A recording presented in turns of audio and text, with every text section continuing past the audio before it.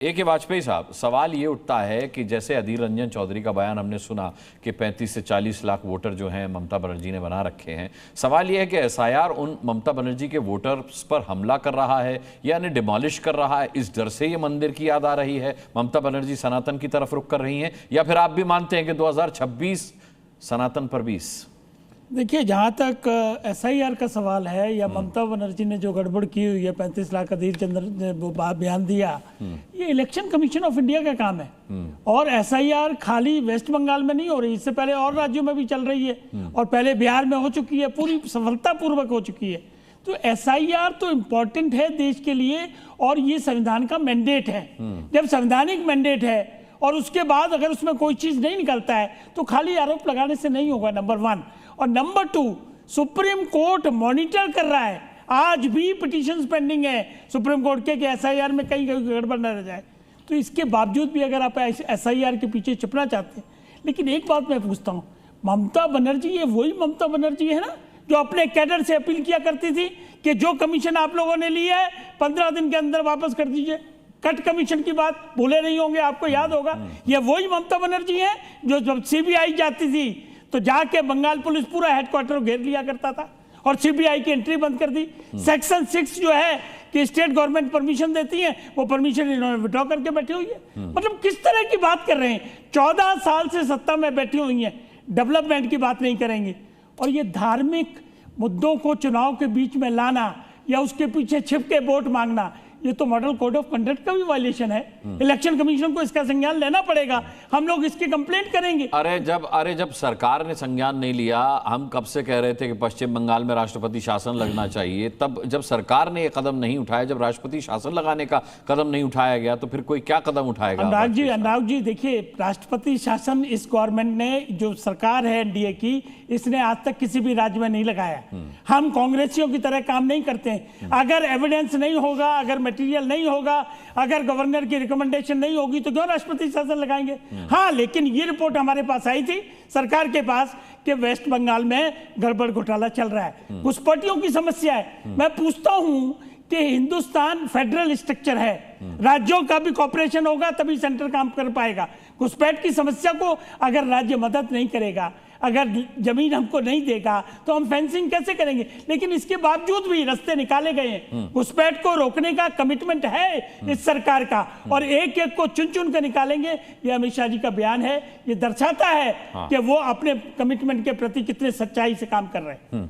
ठीक है, अब मैं आता हूं संजय जी इसके जवाब के लिए आपके पास, लेकिन हमारे साथ घनश्याम तिवारी है समाजवादी पार्टी से और शहजाद पूनावाला ने घनश्याम तिवारी समाजवादी पार्टी पर भी हमला किया। सीधी सी बात है, अगर हम ये मानकर चल रहे हैं कि 2026 में भारतीय जनता पार्टी सनातन के नाम पर वोट मांगने का काम करेगी, तो ये बात तो अखिलेश यादव को भी समझ में आ चुकी है, इसलिए वो कृष्ण का मंदिर बनवा रहे इतना बड़ा। अब उसी तर्ज पर ममता बनर्जी मंदिर बनवा रही हैं। सवाल ये है, लेकिन आपके सांसद जिहाद की बात करते हैं संसद के अंदर, सनातन पांडे का इन्होंने नाम लिया जो कहते हैं पुलवामा जो है आपने करवाया है। तो सवाल ये उठता है कि ये अंदर अंदर सेल्फ गोल का खेल तो नहीं चल रहा कहीं? नमस्कार अनुराग जी, आपको, दर्शकों को और को पैनलिस्ट को, और मेरी तरफ से समाजवादी पार्टी की तरफ से आपके सभी दर्शकों को नव वर्ष की हार्दिक शुभकामनाएं कि हमारे अथक प्रयास से देश समृद्ध होगा, शांति बहाल होगी। अब शहजाद ने जो बातें कही उसका मैं सिलसिलेवार तरीके से जवाब देना चाहता हूं, उम्मीद होगी कि आप नहीं टोकेंगे। पहली बात, शहजाद ने कहा, आश्चर्यचकित हूं मैं इस चीज को सुन करके, कि वेस्ट बंगाल का जो डेट है, कर्जा है, बहुत बढ़ गया। तो मैंने साधारण गूगल किया कि अच्छा देश का कर्जा कितने पिछले 10 सालों में बढ़ा है, तो समझ में आएगा, कोई भी दर्शक गूगल कर सकता है कि जब मोदी जी सरकार में आए थे तो भारत पे लगभग 51 लाख करोड़ का कर्जा था, और अब कितने लाख करोड़ का कर्जा है? तो 181 लाख करोड़ का कर्जा है। यानी मोदी जी ने पिछले 10 साल में 1,30,000 करोड़ एक्स्ट्रा कर्जा लिया है। ये तो मोदी जी की बात हो गई। उत्तर प्रदेश में कितना कर्जा बढ़ा है? जब आदित्यनाथ जी शासन में आए थे तो उत्तर प्रदेश के ऊपर लगभग 3 लाख करोड़ का कर्जा था। इस समय उत्तर प्रदेश के ऊपर लगभग 7 से 8 लाख करोड़ का खर्च। नहीं, आपके आंकड़े सही हैं, लेकिन पश्चिम बंगाल का बचाव कर रहे हैं क्या ये आंकड़े लेकर? आप मत प्लीज, मैं वही बात का जवाब दे रहा हूं जो शहजाद ने कहा। अगर आपको टोकना है तो मैं आपकी बात टोक नहीं रहा, मैं तो बात कर रहा हूं आपसे। हाँ, तो मुझे बात पूरी करनी, मैं एक भी बात जो शहजाद ने कहा उससे इतर नहीं जाऊंगा। ठीक है। दूसरी बात, शहजाद ने कहा पुलवामा, फिर कहीं बालाकोट पे चले जाएंगे, फिर अन्य जगह पे जाएंगे। तो फिर मैं आज की अखबार की खबर पढ़ रहा था कि चीन कह रहा है कि उसने ऑपरेशन सिंदूर में भारत पाकिस्तान के बीच में मध्यस्थता कराई। मुझे समझ नहीं आता कि इतनी शक्तिशाली सरकार कभी ये ट्रंप की दुम बन के दिखाई देते हैं, कभी ये चीन की दुम बन के दिखाई देते हैं, कभी पुतिन की दुम बन के दिखाई देते हैं। क्या भारत के 140 करोड़ लोगों ने इतनी शक्तिशाली सरकार इसलिए चुनी है कि ये ट्रंप, पुतिन और शी जिनपिंग के दुम बने रहें? पर ये दुम क्यों बनते हैं? फिर तीसरी बात आई, शहजाद ने कहा कि करप्शन है, किसी ने बोला कि अभी ममता बनर्जी जी ने कहा कि कमीशन लौटाओ। तो मैंने गूगल सर्च किया, पिछले 10-11 साल में भारतीय जनता पार्टी को कितना चंदा मिला है। ये इसलिए भी सर्च किया कि अखबारों में आपने पढ़ा होगा कि केवल 2024-25 में भारतीय जनता पार्टी को 6023 करोड़ रुपए का चंदा मिला। कुल मिलाकर के 15 से 20 हजार करोड़ का चंदा जमा किया। फिर SIR के ऊपर बात आ गई। तो मैंने ये देखा कि एक साधारण गूगल सर्च आपको बताया कि SIR के सिलसिले में उत्तर प्रदेश में केवल लगभग 2.5 करोड़ वोटरों को इन्होंने संदिग्ध बनाया है। प्रधानमंत्री और अमित शाह कहते हैं घुसपैठियों को भगाएंगे।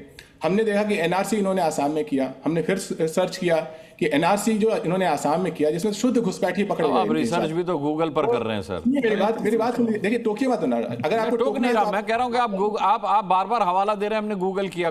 आप रिसर्च भी गूगल पर कर रहे हैं, ये क्या बात हो गई? उसको नहीं, आपको तो रिसर्च जो है वो साक्षात भगवान आपको रिसर्च कराते हैं। नहीं, हमारी तो रिसर्च ग्राउंड जीरो पर होती है सर, गूगल पर नहीं होती। बाकी सारे गूगल पर नहीं होती सर रिसर्च, चैट GPT पर नहीं होती हमारी रिसर्च। हमारी रिसर्च तो हमारे रिपोर्टर्स ग्राउंड जीरो से देते हैं।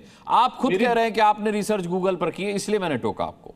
मेरी डिग्री निशिकांत दुबे की तरह और प्रधानमंत्री जैसे, मैं आपकी डिग्री पर सवाल ही नहीं उठा रहा हूं, मैं आपकी रिसर्च पर सवाल उठा रहा हूं। आप छोड़ दीजिए, आप किसी पे भी सवाल उठाइए। आप अगर मेरा आंकड़ा गलत हो, आपका कोई भी दर्शक मुझे टोक सकता है। गलत है, गलत है। आप दर्शकों को टोकने दीजिए, लेकिन आप बीच में मत टोकिए। फिर हमने बेसिक देखा कि अच्छा, जो आसाम में NRC हुआ उसमें कितने लोग अफेक्टेड हुए? 19 लाख लोग अफेक्टेड हुए। उसमें कितने लोग हिंदू थे? 12 लाख लोग हिंदू थे। उसमें से कितने लोगों ने CA की सिटीजनशिप के माध्यम से सिटीजनशिप ली? 12 से 15। ये हेमंत बिस्वा शर्मा कहते हैं। जो पार्टी सर से पांव तक या तो चंदा और कमीशन में डूबी हुई है। अंतिम में इन्होंने सनातन पांडे जी की बात की और मंदिर की भी बात कर दी। मेरे गांव में, आप मेरे गांव चलिए, मेरे गांव में एक बूढ़ी दादी हैं जो इस समय 90 साल की उम्र में अपने पैसे से ईंट बटोर करके मंदिर बना रही हैं। मेरे पिताजी ने मंदिर बनवाया। तो सिर्फ मीडिया के कुछ लोगों को और भारतीय जनता पार्टी को लगता है कि हिंदू धर्म का ठेका सिर्फ इन लोगों ने ले रखा है।